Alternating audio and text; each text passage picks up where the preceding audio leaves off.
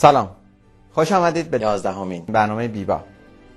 از اونجایی که شاید تعدادی از بینندگان ارجمند ایران تیوی تا به حال برنامه‌های ما رو ندیده باشن، اجازه می‌خواهم که توضیح مختصری درباره خودمان بدهم. من بابک امامیان، بنیانگذار British Iranian Business Association که به مختصر به خودمون ما بیبا میگیم و به فارسی میشه انجمن مدیران ایرانی مقیم انگلستان. بیبا پس از 9 سال فعالیت دائم در انگلستان به خوبی شناخته شده است. علت تهیه این برنامه معرفی بیبا به دوستان عزیز ما در آمریکا است، با امید آنکه این باعث گسترش روابط اقتصادی بین ایرانیان مقیم انگلستان و آمریکا بشود.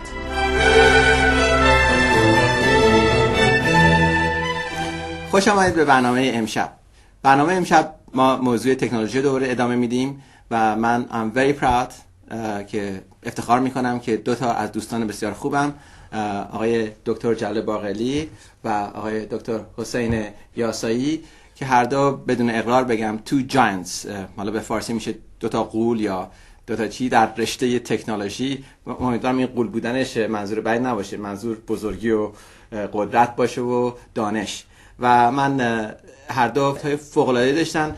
جلال که مدیر قبل از اینکه شرکت خودش شروع کنه مدیر عامل شرکت سونی سمی کانداکتورز یوروپ بودش.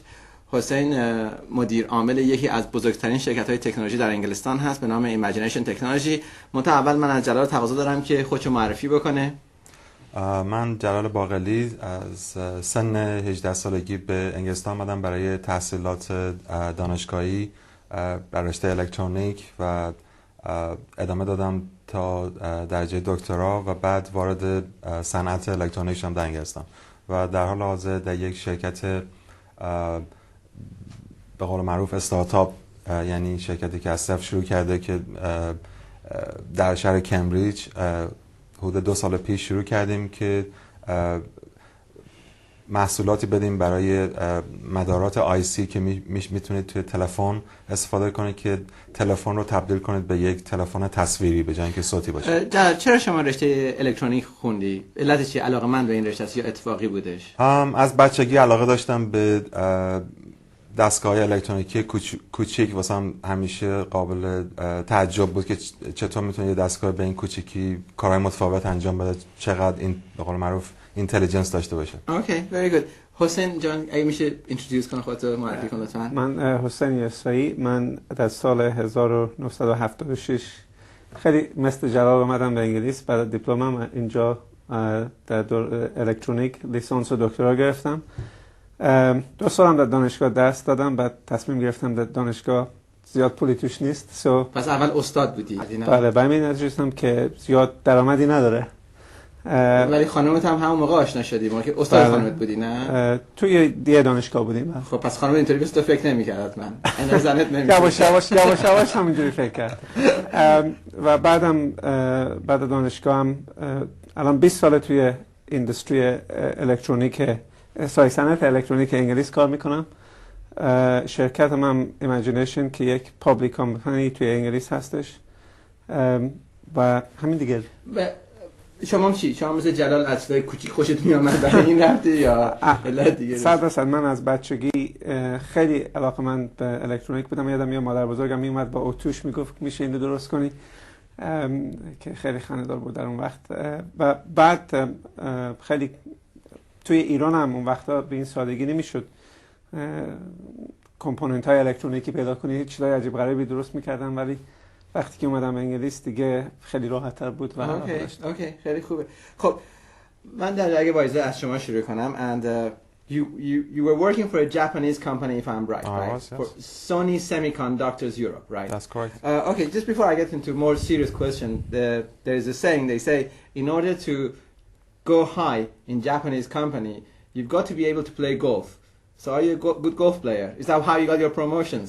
Absolutely not. You have to be a good golf player to get promotion, but in my case that wasn't the case. So how did you get your promotion? Unfortunately, I had to work very hard.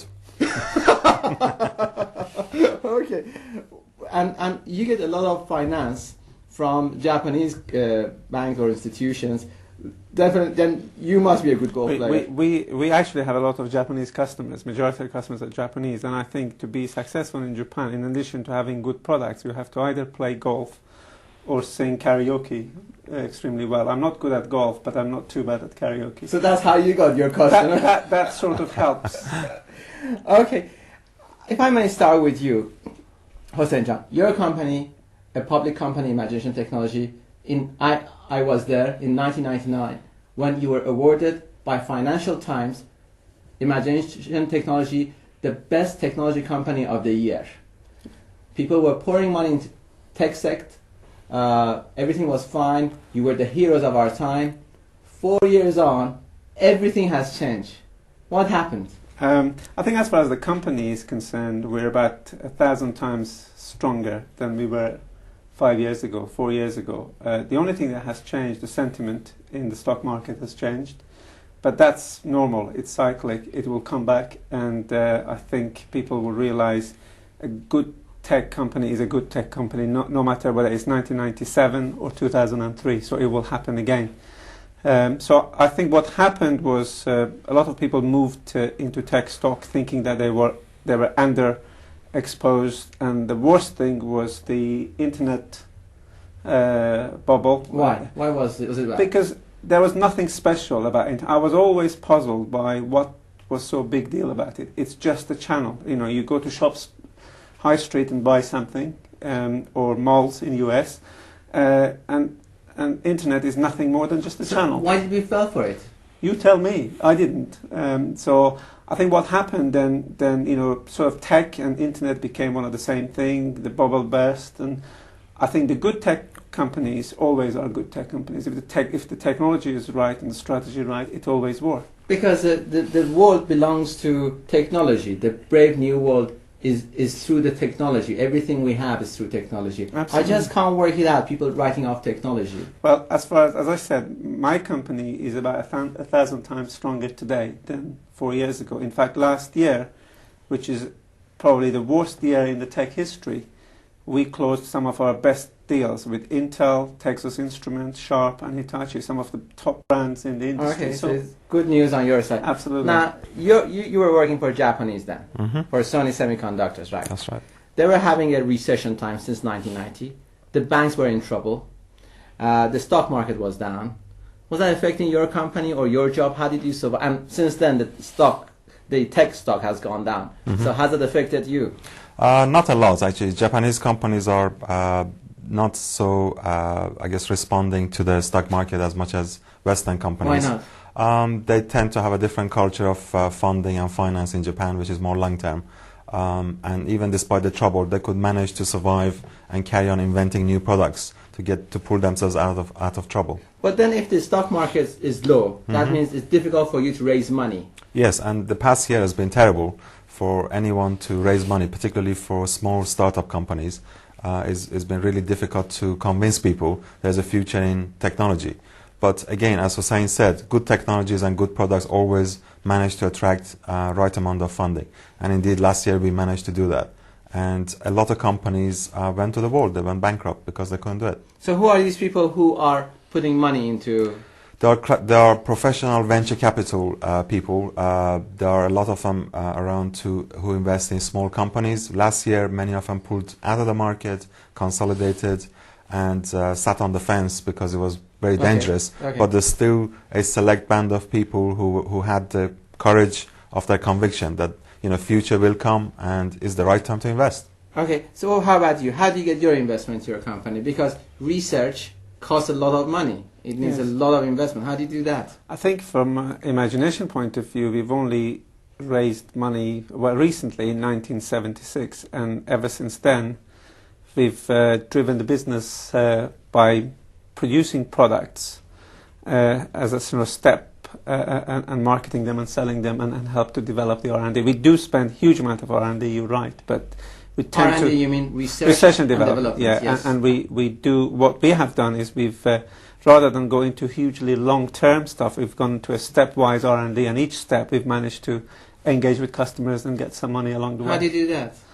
I think strategy is very important, because in R&D, if you develop the wrong things, you're seriously in trouble. You spend a lot of money on, and you end up with something no one wants. You have to make sure what you produce is something that solves the problem.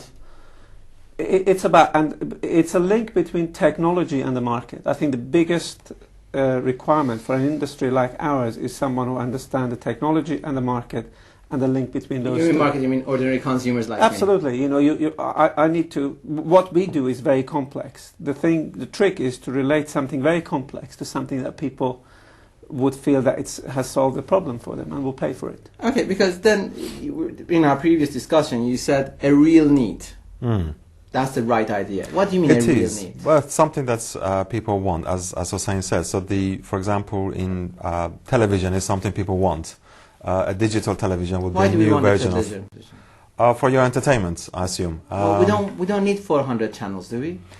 You do if you want the choice that otherwise you wouldn't have. This program, I assume, gets broadcast on an Iranian channel in Europe. If you didn't have the multitude of channels, you wouldn't be able to do it. Sure. BBC 6 could always be Iranian. So here you're talking about choice, right? You take an example of mobile phone, right? And your new product, which offered movies through your own company. Your company has brought a technology that shows movies on a mobile phone. Yeah. Who needs it? Oh, it's as one could imagine. The telephone is changing. The mobile phone is changing from being an instrument of communication to a consumer product, something that people enjoy using in addition to the communication factor. So if you visit, for example, the Far East, Japan, Korea, a lot of the phones are in the hands of teenagers, and it's got a social purpose. It isn't just purely for communication. They play games with it. They send each other pictures of their girlfriends, boyfriends, the situation they're in. Most of the use is actually a day-to-day consumer use rather than calling people to talk. Well, Hossein Jan, this is what Jalal was saying. I quite agree. But let's take my mobile phone. It's got so many functions that I don't know what to do with it. Do I need all these? And I need a weekend course just to do this, to understand how to work out my mobile phone. Yeah, I completely agree with you. I think the issue has been historically because of the limitation of the technology and the fact that we engineers tend to, approach it from a computer science point of view.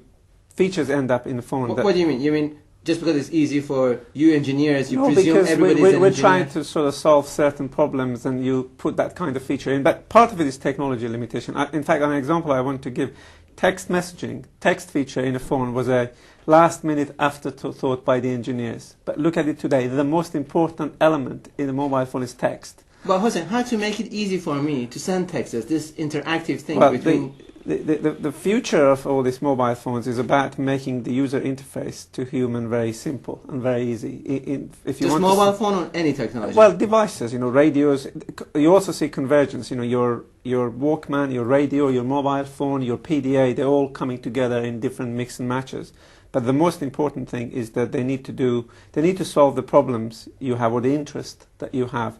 If you want to watch your football scores, you can see it on your mobile phone. If you want to listen to music, you can do it.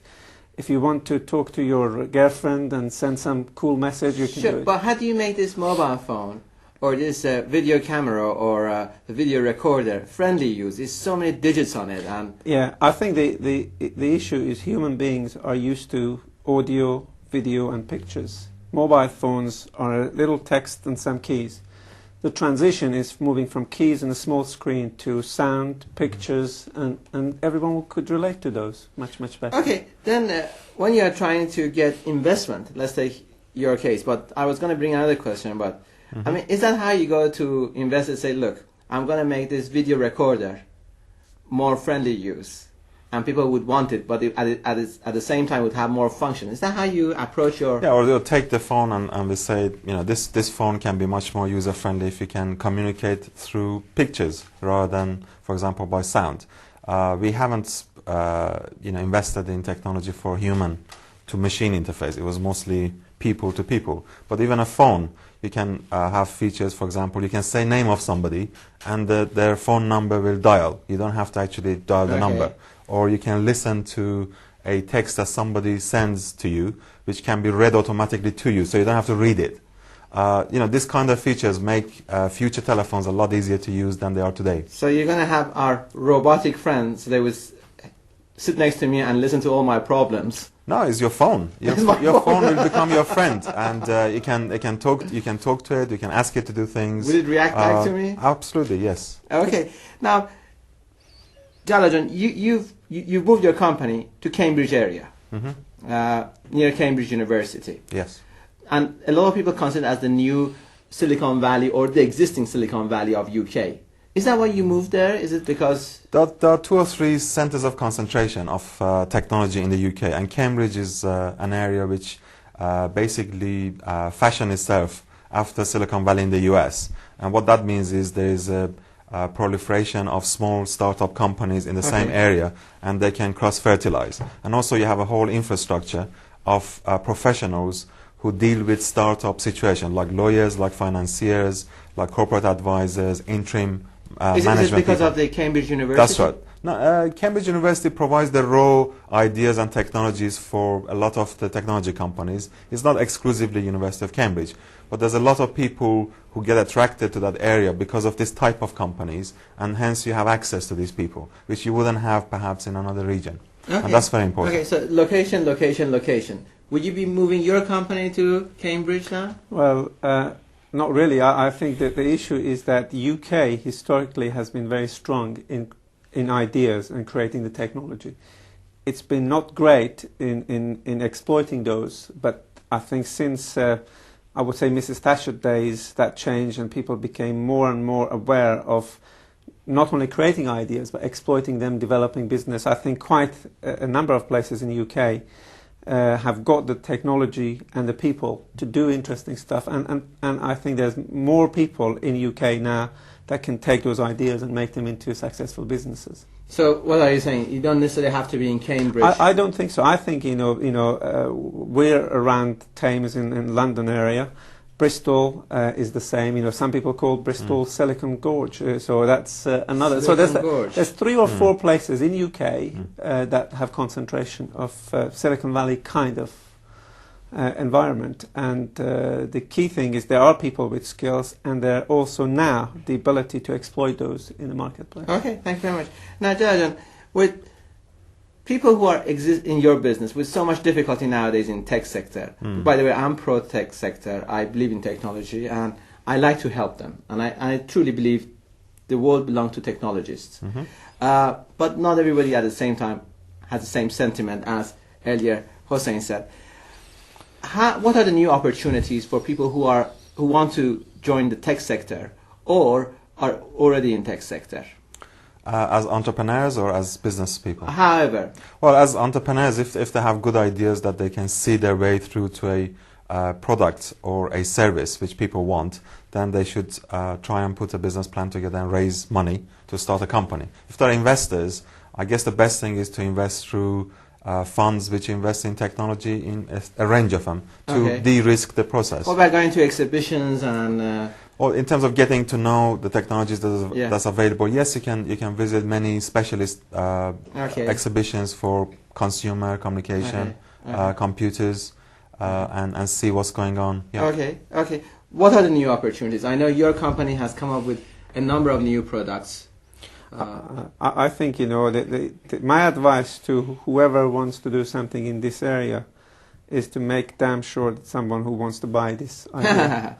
So first, find the customer. Yeah, I think this concept, it's great technology. Let's find some use for it. Is very dangerous. I think the most successful idea to me is if anyone can come up with a product would do ironing without any help. I think it will be very successful. A lot of ladies will just go and buy it. So the point I'm making, ironing without what? Without a robot that do ironing. Seriously, if someone can solve that problem, I'm a customer. Not that I do it very often, but the point I'm making is that you must find the need. Okay. And then make sure you target it. And I think if you look at the market segments that are important, the automotive, the mobile phone, home, next generation, and equipments like that is where the action is. Okay. Now, coming back to tonight's evening, and this is how I like to close, if you allow me, is the idea of tonight's meeting was linking with U.S. companies, linking UK to U.S. companies. And I know you travel a lot to Japan, and you also do a lot of traveling to United States. Yeah. Tell us about your experience in the United States. How can we link with companies in United States? I think the nature of my company is that we supply core technologies to companies, and some of our top customers are Americans. You know, Intel licensed technologies from us only 6-7 months ago, so did Texas Instruments. So from my point of view, the focus we have for US is working with the top Why do companies. they come to you? Why do they come to you? They come to us because we have a technology that other people don't. It's a few years ahead, and it does solve a major problem for them, which helps to create more business for them. How did you get to this position? I think this is crystal ball gazing. My business is core technology development. You have to guess 5 years ahead what is going to be important. And if you guess it right, and you're ahead, and you've got quite a few patents to protect you, that stops other people, then there's no choice for a lot of people to come to you and use your technology. Well done to you. So you see a great future? I'm very positive about the future. I think all those doubters in various places about technology will have a different opinion. But what about encouraging more U.S. companies to visit UK companies? I think they should. I think we have a very good relationship with US, and I think there's a lot of stuff going on in UK. I used to work for international companies. I understand US well. I think UK is a very fertile ground for technology these days. Excellent, excellent. How about you? You recently come back from San Francisco. That's right. And you actually gave a speech, and if I'm correct, it was more about fundraising for technology sector. Yeah, this particular trip was to do with fundraising for the companies, in this case my company Alpha Mosaic. But Alpha Mosaic is the company I work for, yes. Yeah, and why add the word mosaic to it? Mosaic is actually from the same word we use in Iran, mosaic, kashi, which means tiling patterns together. So always the Persian connection. Absolutely, yes. Yeah? Yes. Okay. So how was your trip? I think there's a great opportunity for a lot of companies in the technology sector in the US. Did you raise to a lot work of with money us. there? Well, this was just one of the many visits you have to do to raise the profile. The sentiment in the US is actually, at the moment in the financial venture community, is actually more pessimistic than Europe. So they're experiencing a deeper recession, I think, because they went over enthusiastic during the boom and now becoming too pessimistic the other way. And I think that will change within a year or so. So you give it by 2004. I'll be asking you a different question. Absolutely, yes. I think the only way is up, no question. Well, that's a very good point to finish on. John, thank you very much. You're welcome. And now that you don't work for a Japanese company, I hope you pick up golf. I have to. And I never knew you were such a good singer, so next time you could perhaps sing to us. No problem. I'll do that. Thank you. من میخوام فقط نشون بدم که در تلفن‌های جدیدی که داره میاد چه جور چیزایی میتونید داشته باشین. این یه تکنولوژی جدیده که مثلا این مدار آیسی رو میتونید بزنید توی تلفن که تبدیلش کنیم به تلفنی که بتونه تصویر بگیره، تصویر پخش کنه، موزیک پخش کنه و بازی‌های کامپیوتری. حالا یه نمونهشو نشون بدم که تلفن شما مثلا میتونه اینطوری زنگ بزنه، موقعی که زنگ میزنه.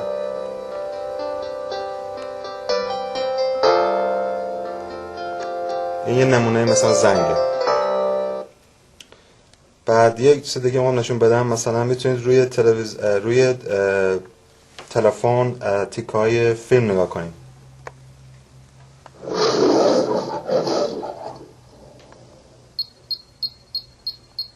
As the countdown begins to the 21st century, it's good to know there is still one number you can always count on. Bond. Bond. Can't you just say hello like a normal person? Okay. و بعد مثلا میتونید موزیک گوش کنید.